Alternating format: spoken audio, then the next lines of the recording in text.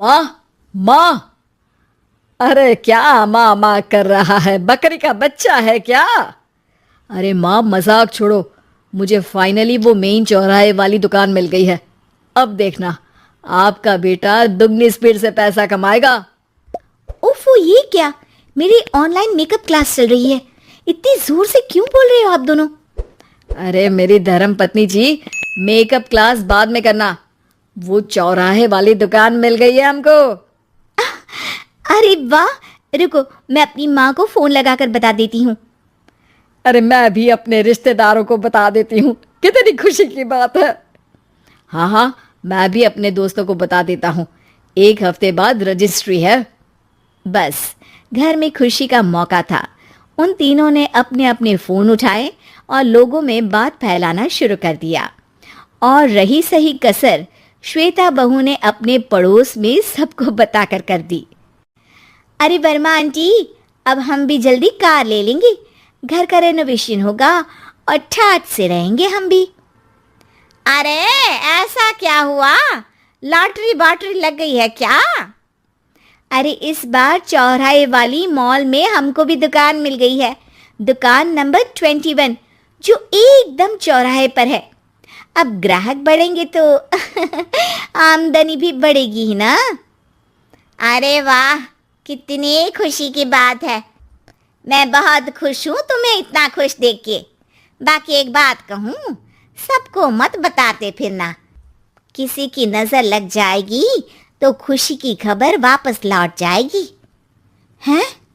ऐसे थोड़ी ना होता है। अब डरा रही हो। अरे सही कह रही हूँ, काली नजर कहते हैं इस चीज को।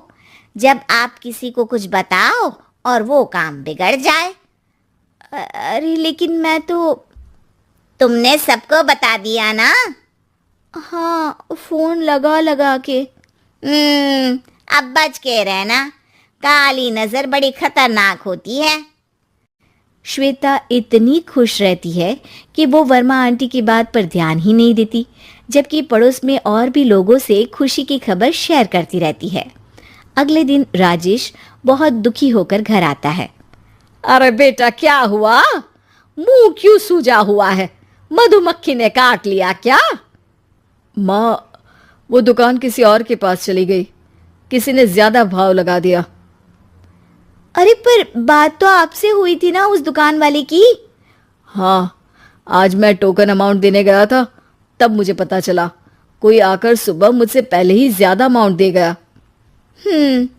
काली नजर। क्या कहा? वर्मा आंटी ने समझाया था कि किसी को बताना मत, वरना काली नजर लग जाएगी। अच्छा, तुम्हें उनकी बात मान लेनी चाहिए थी। उनकी बात मान लेती, लेकिन उसके पहले ही सबको बता चुके थे ना हम तीनों। अरे अगली बार से ध्यान रखेंगे। कोई भी नई चीज होगी तो किसी को नहीं बताएंगे। तीनों कुछ दिन ऐसे ही रहते हैं, पर एक दिन श्वेता को एक मेल आता है। राजेश, मेरा ऑनलाइन मेकअप कोर्स कंप्लीट हो गया। अब मैं खुद का पार्लर खोल सकती हूँ। अरे वाह, अपने मोहल्ले में ही खोलते हैं। ये जो घर के सामने दुकान है ना, वहीं। हाँ, यहाँ सस्ती भी मिल जाएगी। अगले दिन श्वेता वर्मा आंटी के पास जाती है मिठाई का डब्बा लेकर। अरे आओ आओ, कैसे आना हुआ? जोर से नहीं बोलूंगी। वो सामने वाली दुकान है ना, वहाँ मैं अपनी पार्लर की दुकान खोलने वाली हूँ, उसकी मिठाई है। अरे वाह, बहुत बधाई हो तुमको। हाँ, मैं कमाने लगूंगी तो राजेश पर पूरे घर का बोझ नहीं रहेगा ना आंटी जी। ये तो है, पर ये बता कि तूने ये बात किसी और को तो नहीं बताई ना? अरे नहीं नहीं, पिछली बार गलती कर दी थी। काली नजर लगी किसी की और राजेश के हाथ से वो दुकान चली गई थी। सबको मत बताना। चलो मैं चलती हूँ, कल दुकान की बात करने भी तो जाना है। अगले दिन श्वेता दुकान के लिए मालिक से बात करने जाती है। अरे लेकिन दुकान तो हम कल रात को ही किसी को दे चुके हैं। कल ही? हाँ, कल ही। 2 दिन बाद कोई यहाँ पार्लर भी खोल लेगा। अब कहीं और दुकान देख लीजिए। अरे पर हमको भी तो पार्लर ही खोलना था। भैया एक ही दुकान है, आधी आधी तो नहीं दे सकता ना मैं। राजेश और श्वेता घर पर हताश होकर आ जाते हैं। इस बार तो किसी को बताया भी नहीं था, अब किसकी काली नजर लग सकती है। सुनो, तुमने माँ को बताया था क्या? अरे कैसी बात कर रही हो, माँ की नज़र थोड़ी ना लगेगी। पक्का तुमने किसी को नहीं बताया था ना? सिर्फ वर्मा आंटी को बताया था, उन्होंने ही मुझे किसी को नहीं बताने को कहा।